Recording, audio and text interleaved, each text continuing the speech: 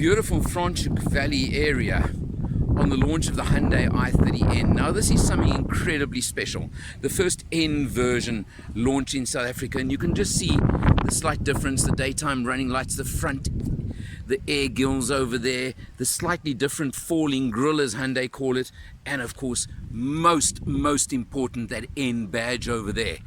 That says a lot. It's also got front park distance control, for example, which is not standard. Beautiful 19-inch mags over here. Again, something special all along. And just by the way, check out those N brake calipers in red.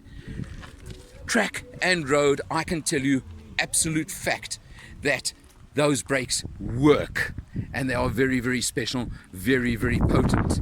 It's powered by a 2-litre 4-cylinder engine, turboed of course, 202 kilowatts, 353 newton meters of torque, and an overboost function that can even take it up to 378. You've got at the back over here a triangular rear brake light, high level brake light, which is unusual. The glossy rear spoiler at the top, the badging of course saying i30N, and then just check those exhausts at the back. And there's some very special features regarding those exhausts as well that I'll explain to you in a couple of seconds, but that can make a very big difference. Let's check it out inside. There's also going to be some track action in a few moments. Right, recording. Okay, in mode, let's go. Now we're going to throw it around a little bit more, seeing as it's in, this is not in mode, this is hooligan mode.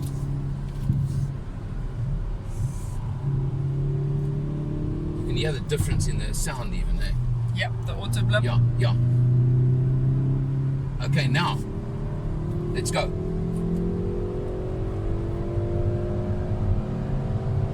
And just under 7,000 revs into 4th gear. Okay, let's brake properly this time. It's not, oh, listen to that blip on the downshift. That just makes it, doesn't it? Absolutely, you don't get that too often. Built in.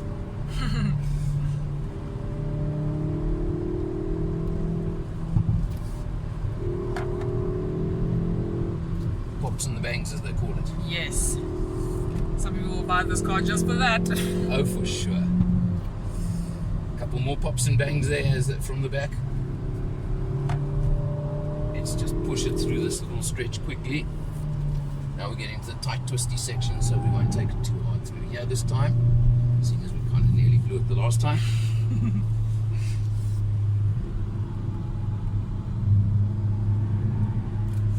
This thing just hugs the road, that's for sure. Are we going in or one more? One more cool down. Okay, alright, so out of in mode. You can leave it in there if you want to demonstrate. Could stop the video there now. I'm joined by a special guest for this video today, Maurice Roberts, Ignition fame. How's it, Maurice? It's good to see you. Are you well? Yeah, man, fantastic. Nice launch, eh?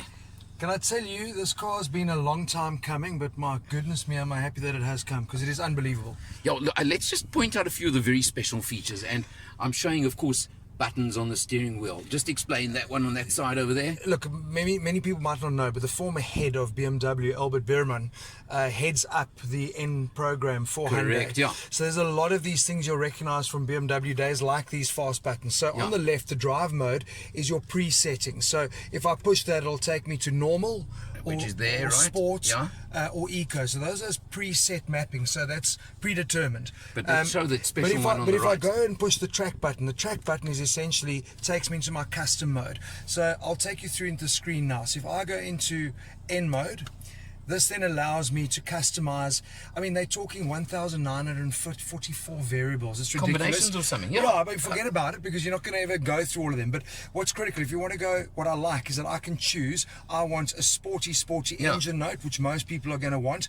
They've then got rev matching, which is so cool. So heel toe in the old days, the new generation don't know anything about it. So now, when I'm downshifting, it matches the rev automatically on the downshift, and that's obviously, I can then choose how I want that to happen.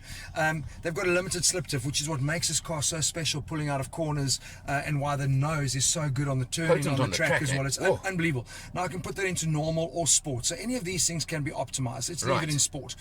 Then you get to the exhaust sound. Like we said, everyone loves that, especially the new market. That's just powertrain changes. Then I can go into the chassis, and this is what I love, because this car for me on road is probably more impressive than it was on track, because its normal mode is so super comfortable and compliant that you could live with it every day. But I can then change how I want the suspension to feel, but I don't want a heavy steering wheel, so I'm going to put my steering wheel to normal because it feels more realistic like that, and my traction control, I can put that into normal too, because we're going to go drive on the road now, so I can sit and change it all the time. Now the cool thing is, anytime I push this fast button on the wheel, it immediately takes me to my custom setting. So it saves, so that's holds saved. it, So I can change it, but now when I'm driving on the road, I'm going to be left button into normal. I arrive at a racetrack, I go, hello, let me put it into that mode, and it's preset. Car for all reasons. It's fantastic. I know there's a lot of like complaints overseas that are saying the interior is a little bit dull and boring. It's a great interior. What's wrong with it? You've got beautiful sport seats. You do, and leather and Alcantara trim. It's very cool. Standard with a big panoramic roof, by the way. I think that's their big strength, Alan, is the specification is fantastic. But I think the thing here is,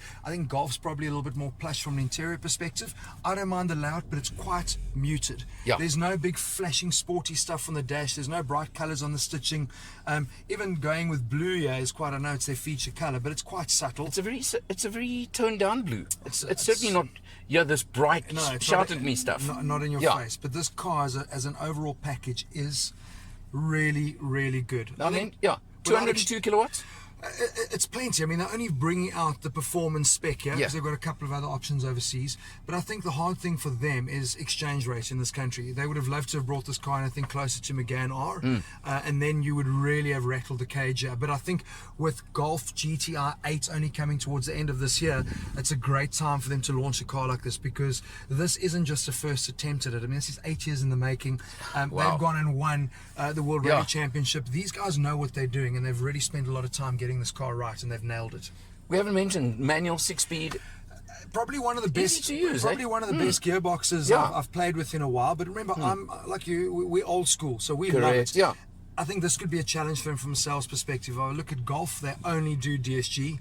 There is going to be an auto coming next year. They mentioned that, didn't they? That's a nice, It will, but I think this could be hard. Most guys these days probably don't even know what clutch control is. They plug and play. They want to be able to go to the traffic light and get going. So that can be a tough one, but don't take anything away from this manual transmission. It's top. What we haven't mentioned, just by the way, there is even a launch mode. I mean, look, if we mention everything now, we'll be busy till tomorrow, but... it's funny. They packed so much into it. The launch mode, for me, I don't even bother with stuff like that, because I look at it from a mechanical sympathy perspective, but I know the consumers out there, that's the stuff they're going to love. I am more about, take me to a track and let me actually just appreciate how well this car's put together. You know, Alan, 2 days here, 45 degrees yesterday, 40 degrees today. They haven't gone through brakes. They're hardly chowing tires.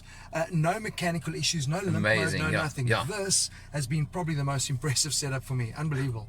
Fantastic. Maurice, last thing, you touch on price, 680, let's call it. 680. So I mean, that's bang on around Golf R.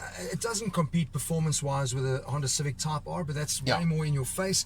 But this would go up against your Golf R, and I think they would love to have brought it in a little bit cheaper. I think so, but you know Megane RS is 100 grand cheaper. So yes, but spec-wise.